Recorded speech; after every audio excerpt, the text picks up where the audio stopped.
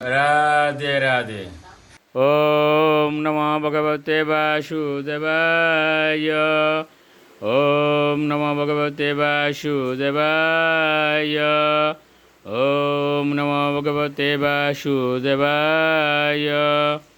শ্রীচৈতন্য চরিত্রামৃত আদিলীলা দ্বিতীয় পরিচ্ছেদ বস্তু নির্দেশ মঙ্গলাচরণে শ্রীচৈতন্য তত্ত্ব নিরূপণ। শ্লোক 1। শ্রীচৈতন্য প্রভুম বন্দে বালো অপি যদনুগ্রহাৎ তরেত নানামত গ্রাহ ব্যপ্তম সিদ্ধান্ত সাগরম।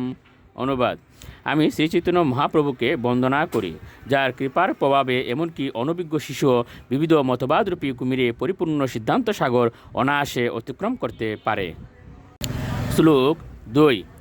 কৃষ্ণ উৎকীর্তন গান নর্তন কলা পাতু জনি ব্রাজিতা সদ্ভক্তা বলি অংশ চক্র মধুপ শ্রেণী বিহারাস্পদম কর্ণ আনন্দী কল ধ্বনির্বহুতু মে জিব্বা মরুপাঙ্গনে শ্রী চৈতন্য দয়ানিদে তব লসৎ লীলা সুদা শরদুনি।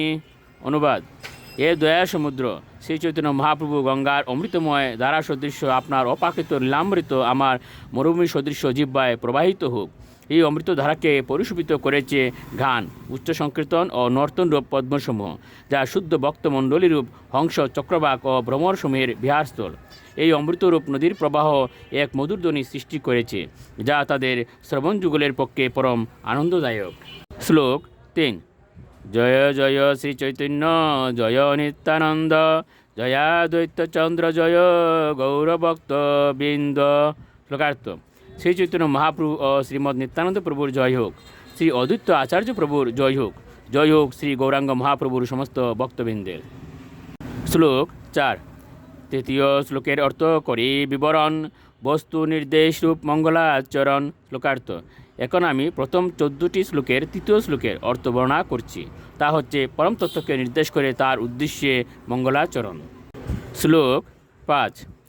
যদ অদ্বৈতম ব্রহ্ম উপনিষদি তদ অপি ঐশ্বতনুবা য় আত্মা অন্তর্যামী পুরুষ ইতি সুঅংশাংশ বিভব সরৈশ্বরীয় পূর্ণ য় ভগবান স্বয়ময়ম ন চৈতন্যাৎ কৃষ্ণাৎ জগতি পরতত্ত্বম পরমিহ। অনুবাদ: উপনিষদে যাকে নির্বিশেষ ব্রহ্মরূপে বর্ণনা করা হয়েছে তা তার এই শ্রীকৃষ্ণ চৈতন্যের অঙ্গকান্তি।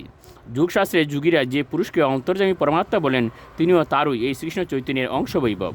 তত্ত্ববিচারে যাকে ঐশ্বর্যপূর্ণ ভগবান বলা হয়, তিনিও এই শ্রীকৃষ্ণ চৈতন্যেরই অভিন্ন স্বরূপ।